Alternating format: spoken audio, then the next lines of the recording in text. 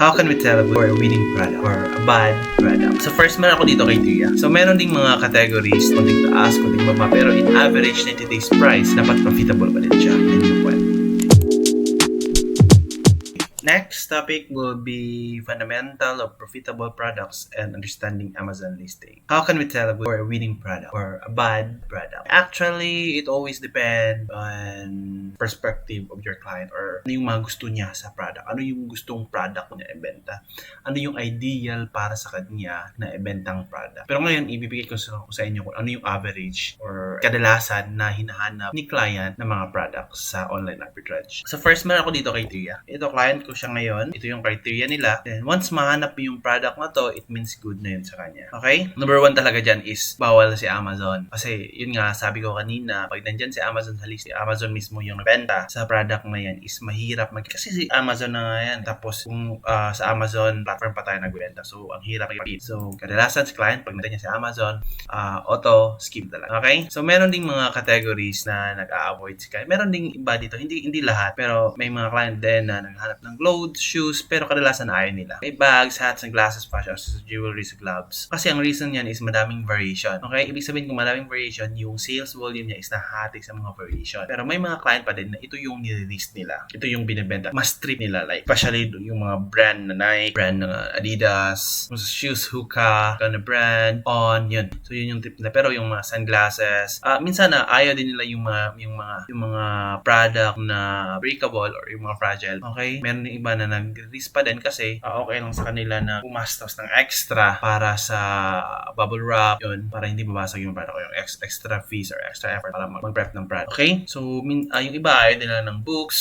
Yan. May iba naman nagbibenta kasi alam ko meron ding mayaman. Pero kadalasan hindi talaga lahat. May softwares, yung mga downloadable, yan, hindi talaga yan. CD, yung iba may gusto, lalo na yung mga PS5, PS4, Nintendo, Xbox, yun. May nagbebenta pa din. Madami. Pero dito sa clients ko, ayaw nila ng CD. Electronics, kadalasan ayaw pa din nila ng electronics kasi ang reason nila is mabilis yung returns. Madami yung mga returns sa category na. May iba naman na nag-risk pa din. Ito yung trip nila. Pero yun nga, yun yung problema. Yung returns tapos malaki din yung investment pag electronics. Meltable, actually lahat naman nakakabenta ng meltable pero may specific period of time during winter nila. Usually nag-start yan October hanggang February or March second week. Again, yung inaalaw ni Amazon na pwede kang mag-fulfill sa warehouse nila from October until March. Yan, second week of March I think. And yung iba ayaw talaga kasi yung reason nila, okay, wag na mag-meltable kasi baka hindi na din mabenta agad tapos aabutan tayo ng summer. Yan.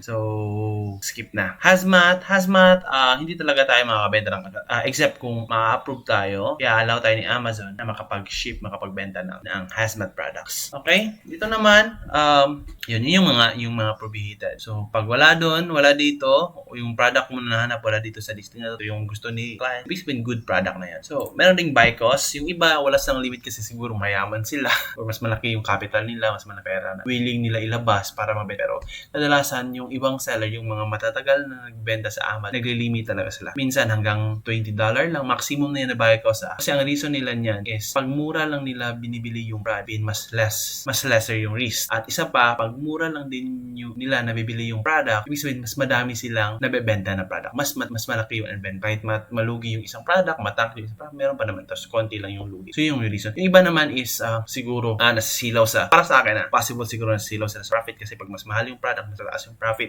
Pero kadalasan mababa yung. So yun. So mas okay ako doon sa mas mura. Pero usually si client is until max $40. Yun, average yan. $40 yung hinahanap. Kaya dito naman sa Kipa, dapat stable yung price. Usually in 90 days. Yan yung gusto nila. Yan yung pinaka-ideal sa mga product. So, at least 90 days stable price. Hindi naman ganong stable. May movement syempre hindi yan mawawala. May konting taas, konting baba. Pero in average 90 days price, dapat profitable pa din siya. Yan yung point. Yan yung ideal talaga. So, dito naman sa profit, kadalasan, yung gusto talaga na is $5 profit per unit. Yan. Tapos 20% ROI. 30% ROI or 35% yung mas gusto ng 40% ROI. Okay, yan yung idea. Yan yung mga good product. Yan, skip natin yung iba. Dito max sa weight, actually si Tool nalalaman agad kasi kadalasan pag mabigat yung product, let's say merong binibenta as a set or bundle like 12 units or 24 cans, mabigat na yun. Kahit nabili mo lang ng $5 yun tapos binibenta sa Amazon ng $30, hindi pa din profitable kasi nga kinakain sa FBA fees yung yung weight ng product. I mean, mas mahal kasi kung mas mabigat yung product. So, mas malaki yung FBA. Okay? Sa BSR, yung iba gusto nila 100k, iba 150k. Pero kung doon ka na sa mga mas experienced na Amazon sellers, kadalasan wala silang pake sa BSR. As long as okay yung kipa, may nabebenta, tapos yan ang petted. Okay? Yan. So, 20 sales yan. Minsan 30 sales, 40 sales, monthly sales, estimate monthly sales. Yung hinahanap. Okay? Number of sellers naman is, I think, okay na yung 50. 15, sorry. I'm not saying hindi madami na yun. 15. Pero let's say, umabot naman ng 5,000 sales per month. Kahit 50 sellers pa yan, okay na okay pa din yan. Kaya imagine, 10,000 divided or 5,000 divided sellers, madami ka pa din nakukuha ang sales yan. So, it doesn't matter talaga. Para sa akin, ang criteria, ang basehan na criteria is mas dapat flexible. So, hindi pwedeng magsaset tayo ng criteria na fixed talaga. Bali, guidelines lang natin as per basis natin yung criteria. So, situational pa din. Yan. Sa variation naman, okay. Sa variation naman is, kung may variation yung product, yung gusto nila is yung top 1 or top 2 saleable na variation. Okay? Tapos, ideally, pag nandyan si brand owner, let's say, ano ba yung mga brand? Let's say, iPhone. Actually, I know, hindi nagbibenta sa iPhone. Let's say, si iPhone, listing niyan sa Amazon, tapos nagbibenta din, nakita mo sa buy box, nandyan yung iPhone na brand, skip na agad. Hindi yan, mahirap may fit sa pag nandyan si brand mismo sa listing na yan. Okay? Kasi,